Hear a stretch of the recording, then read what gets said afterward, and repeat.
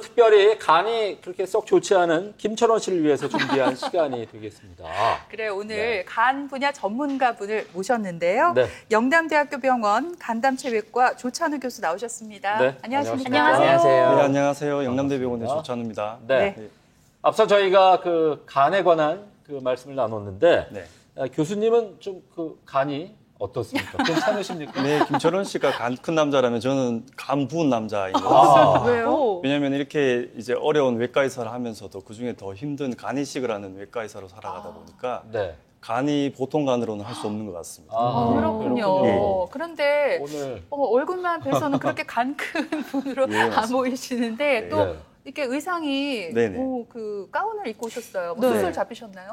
아니 그렇지 않고요. 요즘에 유튜브라든지 보통 이제 촬영할 때 보면 의사 선생님들은 이제 이렇게 가운을 입고 네. 촬영하는 게 좋은 것 같고요.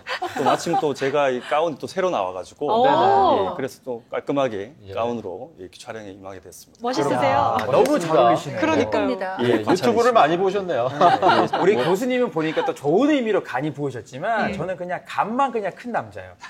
한때 이제 간 큰 남자 시리즈라고 유행했었어요. 맞아요. 기억나세요? 네. 30대 간 큰 남자들은 아내가 나갈 때 이렇게 묻습니다. 어디가? 40대는요? 언제 돌아올 거야? 50대 남자들은 나도 같이 가. 아하. 이게 진짜 간 큰 남자들이거든요. 좀 씁쓸하기도 한데 교수님, 근데 저희가 어떤 비유를 할 때 뭐 간의 비유를 많이 하잖아요. 실제 간과 연관이 있을까요? 네, 우리 몸에 간이 하는 일이 많다 보니까 예로부터 이제 간이 크다, 간의 기별도 안 간다 등등 표현들이 많은 것 같아요. 이제 에너지를 간이 만들고 몸과 마음이 이제 단단해지면서 두려움이 없어지기 때문에 아마도 그런 이제 표현들이 있는 것 같고요. 어떤 면에서는 그런 표현들이 이제 일리가 있는 것 같습니다. 네. 예.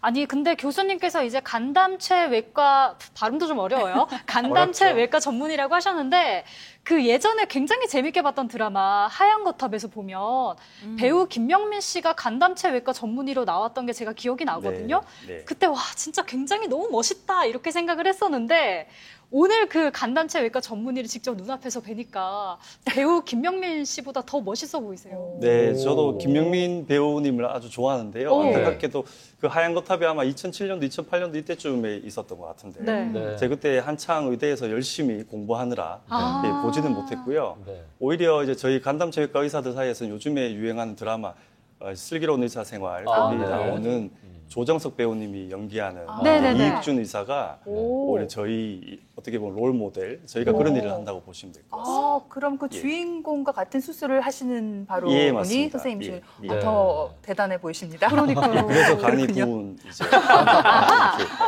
아, 네, 예. 네. 사실 간담체 외과 하면은 네. 일반인들한테는 생소한 과잖아요. 그렇죠. 저희가 네네네. 뭐 언제 아프면 가야 되나 이런 것도 네. 모르겠는데 예. 구체적으로 어떤 과인가요? 예, 간담체 외과에서는 이제 간, 담낭, 이제 췌장 이 세 가지를 줄임말인데요.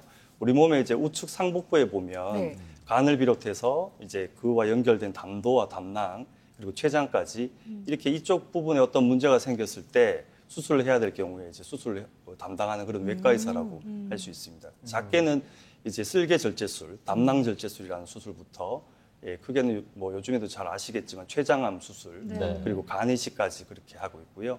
저는 주로 이제 간 절제와 간 이식을 담당하는 외과 의사입니다. 자, 우리 조찬우 교수님에 대해서 제가 조금 더 보태자면 이 네. 대봉에서 제가 또 누굽니까? 건강 365 명탐정 철원이잖아요. 조사를 했습니다. 네. 세계 복강경 간학회의 3차 세계회의에서 최우수 논문상을 수상하셨죠? 네, 아니 맞습니다. 왜 취조라는 네. 분위기예요? 왜냐하면 그렇습니다. 정확하게 짚고 넘어가야 돼요. 네. ILLS가 예, 있습니다. 맞습니다. 인터내셔널 이제 라파로 있습니다. 예. 아시죠? 좀 이야기 네, 해주세요. 맞습니다. 인터내셔널 네. 라파로스코픽 리버 서저리. 오. 예, 그렇게 됐고요. 예. 그게 이제 보통 간 이식을 하게 되면 기증자 수술을 하잖아요. 근데 예전 같으면은 기증자도 이제 크게 배를 열어서 개복으로 하는 그런 수술을 했었어야 됐는데 요즘에는 복강경으로 아주 이제 작은 몇 개만 구멍을 뚫어서 이제 수술을 하게 되는 그런 수술 방법들이 병원마다 이렇게 많이 시행되고 있고요. 최근에 제가 그 복강경 수술 중에서도 좀 새로운 수술 방법으로 이제 수술을 시행해서 기증자와 또는 수혜자의 안전이 보장되게 그렇게 좋은 성적으로 수술이 진행된 게 있어서 네. 그것들을 마침 학회에 보고했더니 이제 이렇게 좋은 상을 받게 되었습니다. 야.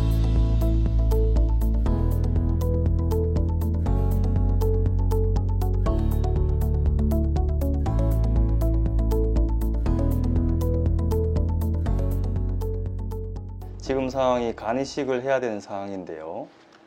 간 이식을 하면 간암 재발을 막을 수 있을 것 같습니다. 남자는 1.2에서 1.4kg, 여자는 1에서 1.2kg. 크기는 심장의 4배나 되고 우리 신체에서 가장 큰 부위를 차지하는 장기가 바로 간입니다. 크기만큼이나 우리가 건강한 신체를 유지하는 데 가장 중요한 역할을 하는 신체 기관도 바로 간인데요. 하지만 간은 웬만해선 질병의 증상이 눈에 띄지 않아서 침묵의 장기라고 부릅니다. 통증이 없다가 뒤늦게 발견해서 위험한 상황에 닥치면 돌이킬 수 없기 때문에 빨리 발견해서 치료하는 것이 최선인데요. 간세포 손상이 심각해서 더 이상 재생할 수 없을 때 간이식을 해야 합니다. 특히 간이식은 간암 재발률이 가장 낮은 치료법이지만 그만큼 간이식 후 환자의 관리도 중요합니다. 간이식을 통해 얻는 새로운 삶, 그 친절한 안내서 지금 알려드릴게요. 간이라고 하면은 교수님 어떻습니까? 신체 장기 가운데서도 가장 중요한 그런 장기라고 봐도 무방할 것 같은데 사실 실제로 네. 의학적으로 얼마나 중요한 건가요? 맞습니다. 우리가 보통은 이제 뇌라든지 심장이 없으면 기능을 하지 못하면 바로 이제 어떻게 보면 생명을 다한다고 볼 수가 있잖아요. 간도 그와 거의 맞습니다. 이제 간이 보통 기능을 하지 않게 되면 대부분의 환자들이 일주일 안에 이제 죽을 수밖에 없는 그런 아주 중요한 장기고요. 대체할 수 없는 장기입니다. 그래서 그러한 장기들, 이 간에 하는 일이 너무 많아가지고 제가 일일이 다 말씀드릴 수는 없지만 우리 몸의 화학 공장이다 이렇게 생각을 하시면 돼요. 화학 공장. 그렇군요. 네. 그래서 공장이 안 돌아가면은 굉장히 뭔가 에너지가 안 나오잖아요. 그렇죠. 예전에 이런 광고 있었잖아요. 간 때문이야. 간 때문이야. 뭐죠? 피로는 간 때문이야. 제가 노래를 좀 못해서. 근데 정말 필요하면 이 간이 안 좋아서 간 기능이 네. 떨어져서 그렇다 이런 말들을 하는데 실제로 맞는 말인가요? 네, 우리가 이제 음식물을 먹으면 위라든지 소장에서 음식물들이 다 소화가 되어서 흡수가 되면서 이 혈액을 통해서 간으로 다 들어가서 이제 거기서 대사 과정을 거쳐가지고 에너지를 만드는 거거든요. 그래서 간 기능이 좋지 않으면 사실은 우리 몸에 에너지가 없어요. 그렇기 때문에 그런 에너지가 없다 보면 필요하다 느낄 수 있기 때문에 그런 부분에서는 맞는 것 같습니다. 네. 간이 네. 필요하면 이제 에너지가 없어진다고 말씀을 네. 해주셨잖아요. 제가 비록 간은 피곤하지만 제가 여기서 하나 보여드릴게요. 뭘요? 간이요, 제 간을 이거 제 간이 아령이에요? 나왔습니다. 아령. 갑자기? 갑자기 아령? 뭐 하시는 그러시는 거예요? 아, 이게 다 이유가 있습니다. 그냥 하는 게 아니라 그럼요. 이게 지금 1.5kg 정도 되거든요. 네. 간의 무게가 1.5kg 정도가 되더라고요. 오. 교수님, 맞죠? 근데 사실 이 간에 대해서 신체에서 중요한 부분임에도 불구하고 간에 대해서 사실 모르는 분들이 굉장히 많으신 것 같더라고요. 그러게요. 네, 맞습니다. 왜냐하면 간이 정말 많이 나빠지기 전까지는 잘 증상이 나타나지 않기 때문에 피로감 정도 있을 정도이기 때문에 잘 나타나지 않아서 모르고요. 보통은 이제 간 기능이 한 30% 정도까지 남는 그런 악화되지 않으면 잘 모르게 됩니다. 그래서 보통 간을 침묵의 장기다 이렇게 네. 얘기를 하게 되고요. 그렇죠. 그래서 30% 미만이 되게 되면 이제 서서히 증상이 많이 나타나게 되는데 황달이 생긴다든지 복수가 찬다든지 네. 식도 정맥류가 생겨서 출혈이 있다든지 또는 간성혼수로 좀 정신이 좀 이상해지니까 아하. 그때서야 이제 응급실로 오는 경우들이 있습니다. 네. 제가 그럼 여기서 궁금한 게요. 간이라는 게 한 번 손상이 되면 다시 회복하기가 좀 어렵나요? 아니면은 좀 손상이 되더라도 이렇게 회복이 좀 자주 가능한가요? 작은 손상에서는 이제 금방 회복이 되는 것으로 잘 알려져 있고요. 왜냐하면은 다른 장기와는 다르게 간이라는 것이 재생이 가능하기 때문에 그런 거고요. 하지만은 우리가 보통 피부에 상처가 생기더라도 이제 상처가 낫게 되면 흉터가 남잖아요. 네. 그래도 간에도 흉터가 남는 거거든요. 그러면서 이제 간 손상이 있게 되면 그것들이 섬유화라고 되고요. 섬유화가 심해지면 그것들이 간 경화가 됩니다. 네. 간 경화가 되게 되면 이제 간이 딱딱해지게 되면서 이제 회복이 불가능하게 되는 것이죠. 네. 아까도 저희가 잠시 얘기를 했지만은 흔히 이제 술을 많이 먹게 되면은 간이 나빠진다 이런 얘기들을 많이 하게 네. 되는데 간 손상이 그만큼 평소에 그 생활 습관과 아주 밀접한 관련이 있다면서요? 네, 맞습니다. 지금 방금 말씀하신 것처럼 술이 가장 이제 간을 나쁘게 하는 그런 이제 생활 습관, 안 좋은 생활 습관이라고 할 수 있고요. 네. 요즘에는 점점 이제 식습관들이 서구화로 되면서 저희가 보면 비만 환자들도 많아지고요. 대사성 증후군 이렇게 많아지다 보니까 알코올을 먹지 않아도 술을 먹지 않아도 지방간이 생기는 이러한 비알코올성 지방간염이 유병률이 증가하게 되면서 네. 예, 저희 한국에서도 그것 때문에 간이 나빠지는 환자들이 많습니다. 그렇군요. 네. 말씀 들어보니까 정말 간에 안 좋은 습관 갖고 계신 분들이 많이 계실 것도 같습니다. 오늘 그렇습니다. 방송 정말 열심히 보셔야 할 것 같은데 네. 사실 음주나 흡연 이런 우리가 흔하게 생각하는 습관들이 간암으로 이어질 가능성이 많이 있는 건가요? 네, 방금 말씀드린 것처럼 음주에 의해서 또는 이렇게 소과된 식습관에 의해서 간에 이제 염증이 계속해서 지속이 되면 그것들이 결국에는 이제 간암으로 발전이 되게 되고요. 술로 인한 간경화는 우리나라에서 B형 간염, C형 간염과 함께 간암을 일으키는 3대 고위험 인자에 속하기도 합니다. 야, 이게 생각보다 참 심각해요. 왜냐하면 제 아는 분도 주변에 B형 간염을 이제 보균자였는데 네. 병원에 가서 우연히 검사를 받았는데 간암 진단을 받았어요. 교수님, 이 말은 그러면 B형 이 보균자인 경우에는 간암에 걸릴 확률이 높아진다는 이야기로 받아들여야 될까요? 예, B형 간염 보균자는 이제 몸속에 B형 간염 바이러스는 있지만 그게 간염을 일으키거나 어떠한 이제 염증을 일으키는 데는 경미한 상태인 것을 말하고 있거든요. 그래서 만성 B형 간염으로 진단을 되었거나 간경화가 있는 환자보다는 간암에 걸릴 위험성은 적지만 일반인보다는 이제 위험도가 높은 게 사실입니다. 따라서 이제 그런 보균자들이 똑같이 일반인처럼 술을 마신다든지 잘못된 생활 습관을 가지게 되면 간암에 걸릴 위험들이 많아져서요. 네. 술을 줄이고 이제 그렇게 생활 습관을 교정하면서 계속해서 지속적으로 이렇게 진료를 보시면서 관리를 하시는 게 좋을 것 같습니다. 그러면 관리를 잘 해서 B형 간염이 완치가 되면 간암으로부터 좀 안전하다 이렇게 봐도 될까요? B형 간염은 우리 몸에 이제 나타나는 증상에 따라서 이제 급성과 만성으로 나뉘게 되는데요. 보통은 이제 B형 간염이 완치되지 않고 한 6개월 정도 이렇게 계속해서 이렇게 나타나게 되면 만성이 되었다고 합니다. 예. 사실 그래서 급성 같은 경우에서는 간암과 완치가 됐기 때문에 간암과 좀 관련이 없다고 할 수가 있겠고 만성의 경우에서는 간암의 위험 인자로서 그렇게 볼 수가 있어서 지속적으로 관리가 필요합니다. 요즘은 치료 방법이 좋아져서 외국에 비해서 우리나라 간암 환자들의 사망률이 또 낮아지고 있다는 좋은 소식이 들리더라고요. 치료는 그럼 어떻게 하고 있나요? 우리나라 간암 생존율은 외국에 비해서 좋은 것은 맞지만 아직도 이제 간암 진단받고 이렇게 5년 생존율이 35% 정도밖에 되지 않을 정도로 생각보다 굉장히 적은데요. 예, 맞습니다. 아주 네. 낮습니다. 그 이유는 이제 간암이 진단받고 나서 어떤 치료를 할 수 있느냐에 따라 달라지는데요. 제가 주로 이제 외과 의사가 담당을 하는 이제 간암이 진단되고 나서 그 간을 잘라서 이제 암을 없애는 그런 간 절제술이 있겠고요. 병든 간 자체를 이제 이식으로 해서 바꿔주는 그런 간 이식이 있을 수 있겠습니다. 그 두 가지를 외과 의사들이 담당을 하고요. 그리고 이제 아주 높은 열로 간암 자체를 태워서 없애는 고주파 소작술이 있습니다. 이 세 가지가 근치적 치료가 되고요. 네. 이 근치적 치료를 받을 수 있는 환자에서는 좀 생존율이 유의하게 한 70% 정도로 높게 되는데 그 다음에 있을 수 있는 게 암을 먹여 살리는 혈관을 막는 경동맥 화학 색선술이라든지 방사선 치료 그리고 화학 이제 요법 이런 식으로 넘어가게 되면 갑자기 이제 생존율이 많이 낮게 되죠. 그래서 전체 환자를 다 모아 보면 5년 생존율이 35% 정도밖에 되지 않습니다. 네. 저희가 쉽게 좀 이해를 하려면 간이 나빠졌을 때 수술을 하는 방법이 있고 또 간 이식을 받는 방법이 있다고 하셨잖아요. 상황에 따라 좀 다를 것 같아요. 수술을 하는 경우는 어떤 경우일까요? 예, 수술은 보통 이제 환자가 간 밖으로 전이가 없으면서 이 수술을 받을 때 남는 간이 이제 확실히 좋아서 간 부전에 빠지지 않을 정도로 간 기능이 좋은 환자들에 있어서는 수술을 진행하고요.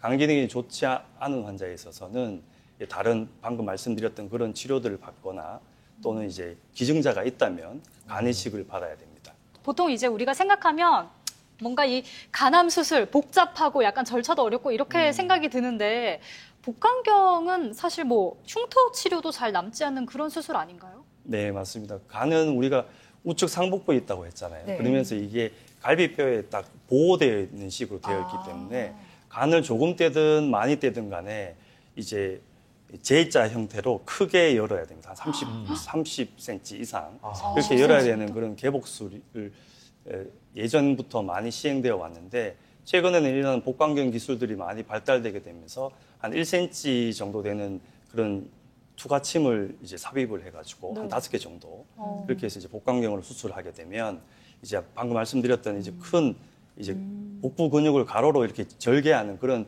상처가 없기 때문에 통증도 훨씬 더 적고요. 회복도 빠르고 말씀하신 것처럼 미용적인 효과도 당연히 네. 있게 되고 네. 그렇게 진행을 할 수 있습니다. 그렇군요.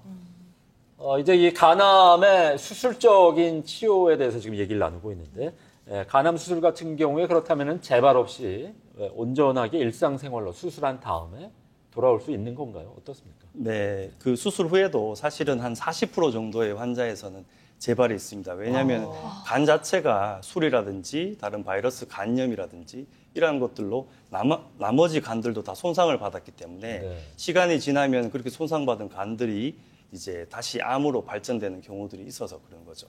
하지만 수술을 받게 되면 다른 이제 장기의 어떤 수술보다는 항암 치료라든지 이런 거 필요 없이 완전하게 절제가 되었다면은 이제 추가적인 치료 필요 없이 경과 관찰만 하면서 재발만 그렇게 여부만 관찰하면 됩니다. 네, 네. 그렇군요. 일단 간 절제 네. 수술에 대해서 말씀해 주셨는데 네. 근데 또 간 이식 수술도 많이 하잖아요. 네, 어떤 네. 경우에 그럼 간 이식 수술을 해야 하는 거예요? 간 기능이 너무 좋지 않아서 예를 들어 아까 전에 말씀드린 4대 증상이 있어요. 간 기능이 안 좋을 때. 말기 간 질환 환자가 가질 수 있는 4대 증상. 황달이 있다든지 복수가 있다든지 그리고 식도 정맥류로 인해서 반복적으로 이렇게 토혈을 한다든지 아이고야. 그리고 또 간성혼수가 와서 누군지 못 알아보고 막 이렇게 네. 되는 이러한 증상들이 있으면 사실은 1년 살기가 좀 힘듭니다. 아이고, 그래서 네네. 그런 분들이 나타난다는 거는 이제 간 질환의 끝까지 왔다고 봐야 되고요. 그런 경우에서는 다른 치료가 사실은 의미가 없고 그 간을 바꿔주는 간 이식만이 치료법이 될 수 있습니다. 그럼 뭐 최후의 수단으로 우리가 간 이식을 생각해야 예, 되는 맞습니다. 거군요. 그리고 네. 아까 말씀드린 것처럼 간암 안에서도 예. 수술적인 절제가 되지 않는 간 기능을 가지는 환자들 그 정도까지는 말기 간 질환까지는 아니지만 그 정도의 이제 간 기능을 가지는 간암 환자들에 있어서도 간 이식을 시행하게 됩니다. 뭐 간 이식이라고 하니까 굉장히 또 물론 어려운 또 수술이 맞겠습니다만 요즘 워낙 또 의학 기술이 발달해서 잘 이루어지고 있는 사례를 저는 접해본 적이 있거든요. 근데 간 이식을 하려면 사실은 간 기증자들이 많아야 되는데 제가 뭐 드라마에서는 효성 깊은 아들, 딸이 또 부모님 위해서 간 기증을 하는 경우도 있지만 사실 내 간을 또 떼어낸다는 게 참 쉽지는 않을 것 그렇죠. 같거든요. 기증자를 찾는 것도 쉽지는 않을 것 같아요.